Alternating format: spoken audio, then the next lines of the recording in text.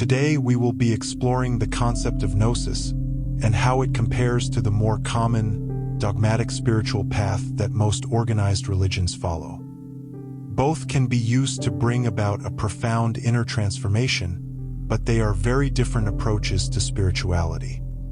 First, let's explore the concept of Gnosis, since many people are unfamiliar with this approach. The term Gnosis carries great significance in various spiritual and philosophical traditions, reflecting a rich tapestry of meanings and implications. At its core, Gnosis represents a form of deep experiential knowledge or understanding that transcends mere intellectual comprehension. Rooted in ancient mysticism and philosophical exploration, Gnosis has been revered as a sacred and transformative force, offering seekers a pathway to profound spiritual insights and enlightenment. Gnosis is often associated with the pursuit of salvation or liberation from the confines of mundane existence. In many traditions, including certain sects of mysticism and esoteric schools of thought, Gnosis is viewed as the central method through which individuals achieve spiritual awakening and transcendence. Unlike conventional forms of knowledge, which may be acquired through study or observation, Gnosis is characterized by its direct, intuitive nature, a deep knowing that arises from within one's own being. To understand Gnosis fully, let us briefly explore its historical and philosophical roots. The term itself derives from ancient Greek, meaning knowledge or understanding. However, Gnosis encompasses far more than mere intellectual knowledge. It signifies a form of intuitive insight that penetrates to the core of existence, revealing hidden truths about the nature of reality and the self. In religious and mystical contexts, Gnosis is often equated with salvation or enlightenment, a profound awakening to the divine or ultimate reality. Within certain Jewish and early Christian sects that existed under the banner of Gnosticism, Gnosis was seen as the key to liberation from the material world and the attainment of spiritual freedom. Similarly, in various Eastern traditions, Gnosis is associated with enlightenment or self-realization, the direct comprehension of one's true nature as a divine or transcendent being. What distinguishes Gnosis from conventional forms of knowledge is its experiential nature. While intellectual knowledge may be acquired through study or reasoning, Gnosis arises from direct intuitive insight, a profound realization that transcends rational understanding. It is often described as a form of mystical experience or revelation, in which the boundaries of the self dissolve and the individual becomes one with the divine or cosmic consciousness. In the pursuit of Gnosis, seekers often undergo profound spiritual transformation, shedding the illusions of the ego and awakening to higher truths. This process may involve various spiritual practices, such as meditation, contemplation, or ritual, aimed at quieting the mind and opening oneself to the deeper dimensions of existence.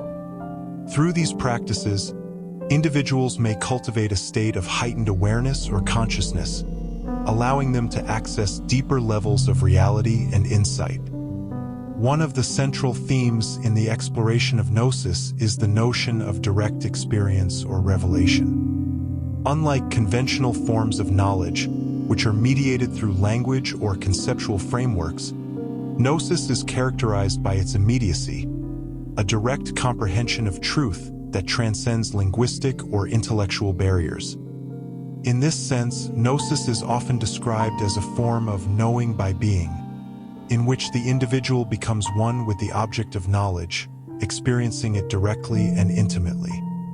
Gnosis is also closely associated with the concept of truth, not merely as a theoretical proposition or belief system, but as a living reality that is directly experienced and apprehended. In this sense, Gnosis is not merely about acquiring information or beliefs, but about awakening to the fundamental nature of reality and the self. It is a process of inner transformation, in which the individual comes to recognize their own divinity or essential nature as a manifestation of the divine. However, the concept of Gnosis has often been shunned by more fundamentalist belief systems.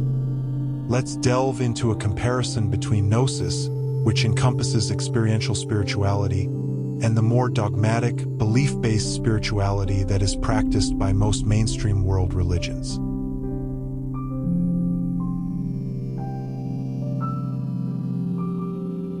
On the nature of knowledge and understanding, we've discussed how Gnosis emphasizes direct, experiential knowledge or understanding that transcends intellectual comprehension.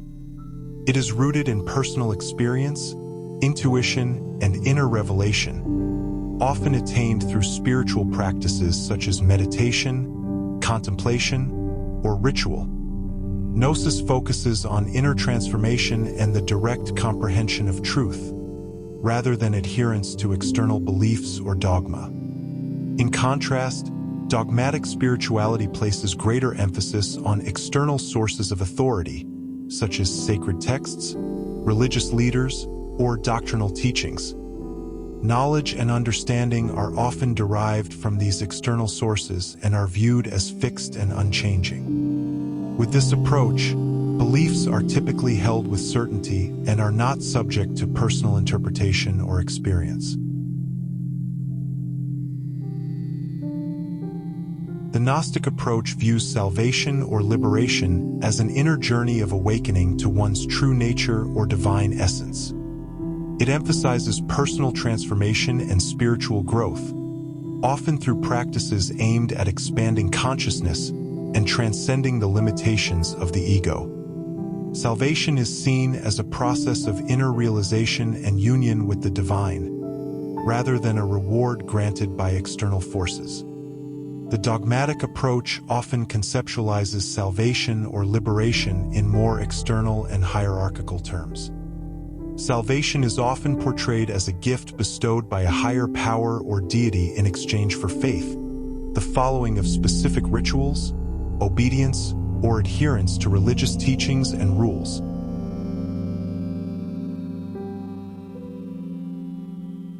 While faith and doctrine may play a role in Gnosis, these things are typically viewed more as guideposts, rather than hitching posts. This means that faith is not necessary to achieve Gnosis, and is often just a stepping stone to deeper understanding. It is not a prerequisite for spiritual awakening, and could even hamper someone's efforts depending on their particular beliefs. It is also more important to seek out the deeper meaning in Scripture, rather than interpreting it literally as a historical narrative or rule book.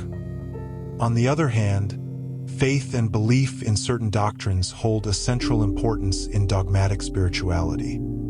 Adherence to specific doctrines, creeds, or religious teachings is often considered essential for salvation or spiritual growth.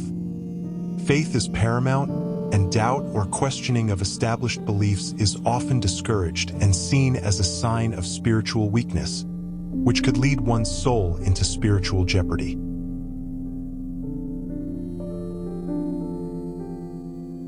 Those who seek Gnosis typically embrace mystical experiences as valid and essential aspects of spiritual practice. Mystical experiences, such as states of expanded consciousness, union with the divine, or direct apprehension of truth, are often sought after and celebrated as signs of spiritual progress. Such experiences are seen as transformative and illuminating, providing deeper insight into the nature of reality and the self. While many organized religions acknowledge mystical experiences, some dogmatic belief systems view these experiences with caution or skepticism, particularly if they deviate from established beliefs or teachings. Mystical experiences may be seen as potentially dangerous or deceptive, and individuals may be encouraged to rely more on external authorities or sources of guidance. Ironically, most dogmatic spiritual traditions ultimately derive their authority from the revelations of the religion's founders or prophets, which is to say, their personal gnosis. Believers then tend to defer to the gnosis of others who came before them and established their belief system.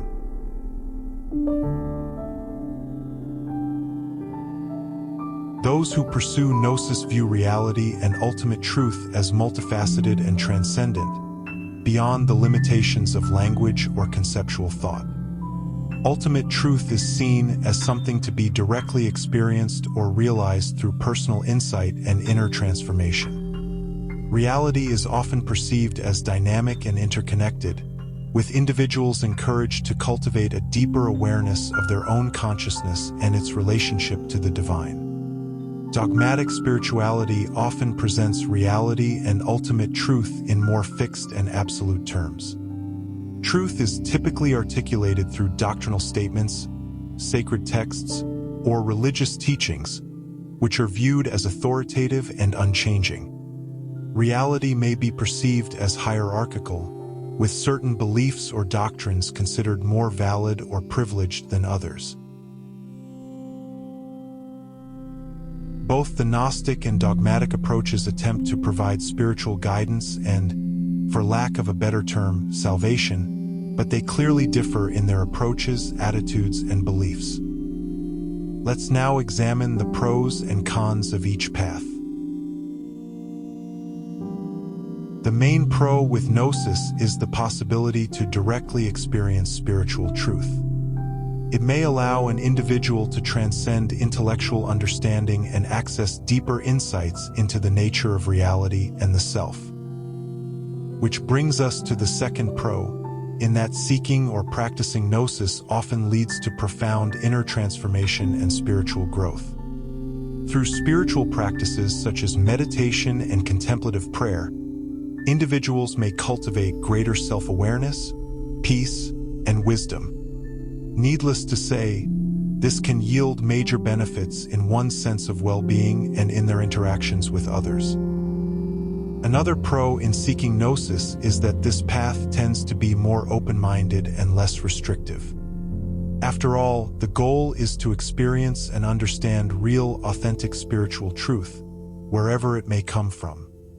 This leads to a recognition that truth can be found in many traditions and spiritual paths, resulting in a greater tolerance and acceptance of different viewpoints. Finally, those who seek Gnosis celebrate mystical experiences as valid and essential aspects of spiritual practice. These experiences, such as states of expanded consciousness or union with the divine, can be deeply transformative and illuminating. However, there are some cons to the Gnostic path. One con is that pursuing Gnosis is often more of a free-form experience. The Gnostic approach often lacks the rigid structure and hierarchy found in more traditional religious belief systems. While this can provide freedom and flexibility, it may also lead to a lack of guidance or direction for practitioners seeking a more structured spiritual approach. Many people who follow the Gnostic path find themselves wandering in a spiritual desert for long periods of time, possibly for years. Then there's the fact that the sort of mystical experiences one sometimes encounters can be difficult to articulate or communicate to others, especially those who have not had similar experiences. This creates challenges in sharing insights or teachings with others, and may lead to feelings of isolation or alienation. It can even be difficult to make sense of them in one's own mind, which leads to perhaps the most significant con to this approach. Due to the subjective nature of one's own understanding of spiritual truth, there is a very real potential for misinterpretation. Without proper guidance or discernment, individuals seeking Gnosis will necessarily interpret their experiences through the lens of their own preconceived notions. This means that one could run the risk of missing the point entirely, or even mistaking falsehood for truth. What one individual may perceive as truth or enlightenment may differ from another's experience, leading to potential confusion or disagreement. This lack of clarity can be demoralizing and even lead to setbacks on your spiritual journey. It can also easily lead someone into a sort of spiritual bypassing, where they avoid doing the deeper psychological or emotional work, instead seeking out transcendent experiences, which they may not have the ability to fully integrate within their psyche. With regard to a more dogmatic approach, one pro is that this path provides relatively clear and unambiguous beliefs, doctrines, and moral codes for adherents to follow. This can offer a sense of certainty and security in an otherwise uncertain world, providing a stable foundation for faith and practice. Another major pro to the dogmatic approach, particularly within the context of organized religion, is the sense of security that comes with being part of a spiritual community. Religious communities often provide strong social support networks and a sense of belonging for members. This can be particularly comforting during times of crisis or uncertainty, fostering a sense of unity and solidarity among believers. Another potential benefit is the preservation of tradition. Dogmatic religions often play a role in preserving and upholding traditional religious teachings, rituals, and practices. This can help maintain a sense of cultural identity and continuity across generations, ensuring the continual transmission of sacred knowledge and values. For some people, and from a societal perspective, one of the most important pros is the moral guidance imparted upon followers of more dogmatic belief systems. Dogmatic religions provide guidelines and instruction by religious leaders on ethical behavior and moral conduct. While many religious people fall short of these guidelines, they can still serve as a moral compass for adherents, helping them navigate complex ethical dilemmas and make virtuous choices in their lives. However, there are some very real cons to the more dogmatic approach to spirituality. One is its inherent rigidity. Dogmatism can be characterized by rigid adherence to fixed beliefs and doctrines, with little room for interpretation or dissent. This can lead to intolerance of different viewpoints and a closed-minded approach to spirituality that can actually prevent someone from knowing real, authentic spiritual truth. Accordingly, this sort of religious intolerance often breeds an adversarial mentality. These sorts of communities may view outsiders or those with different beliefs as threats. This can lead to feelings of superiority, judgment, and conflict with individuals or groups, as proven by the amount of religious conflict throughout history, and even in our modern era.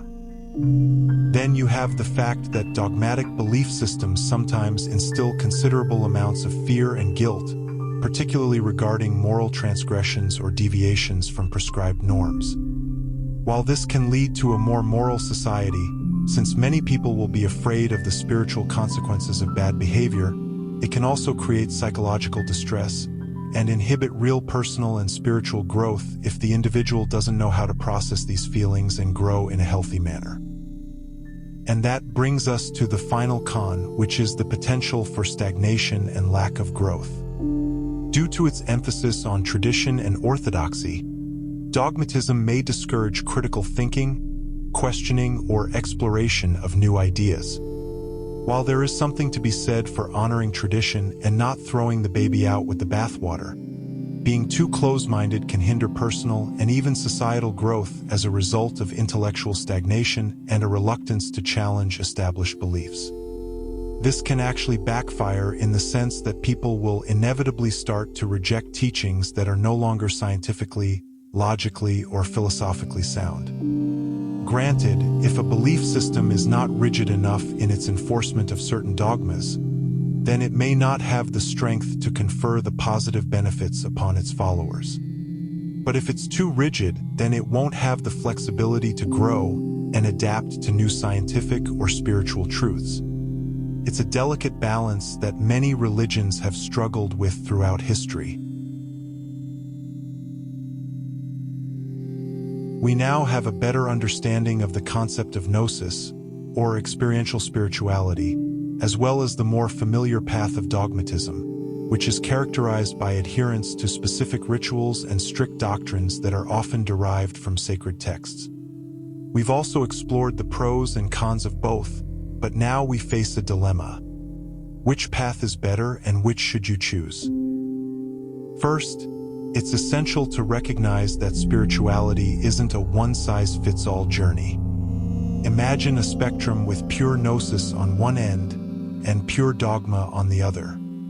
Each of us, as spiritual seekers, exists somewhere on this spectrum, gravitating more toward one side or the other based on our personal needs, experiences, and level of spiritual development. Some might lean toward the more mystical path of experiential spirituality, while others find comfort and guidance in established doctrines and rituals. Spiritual seekers may find themselves moving along this spectrum throughout their lives. Some might begin their journey with a strong adherence to dogmatic practices, finding comfort and structure in established doctrines. As they grow and seek deeper understanding, they might gravitate toward a more mystical, experiential approach, seeking direct encounters with the divine. On the other hand, those who start on the Gnostic path might find value in the discipline and definitive claims that dogmatic practices offer, helping them to ground their experiences within a supportive framework and a community of like-minded believers. While there is an objective spiritual truth that many seek, which is to say, the ultimate divine reality, the paths to this truth can be as varied as the individuals who walk them. Just as a mountain can be ascended from different trails, each offering unique challenges and vistas, the spiritual journey can also be undertaken through various paths. While some paths are better than others, no single path is the definitive correct one for everyone. Rather, the best path is the one that aligns with an individual's current level of spiritual awakening and needs. Some people might even find a blend of both to be the most rewarding, and if you currently follow a particular religion, you may want to explore it from a more mystical perspective. Even some of the strictest religions have a more esoteric side to them, though in many cases this path has been somewhat suppressed. Yet some of the greatest mystics of all time who could be said to have achieved real gnosis come from established religions like Christianity, Islam, Hinduism, and Buddhism, as well as various forms of paganism and other paths.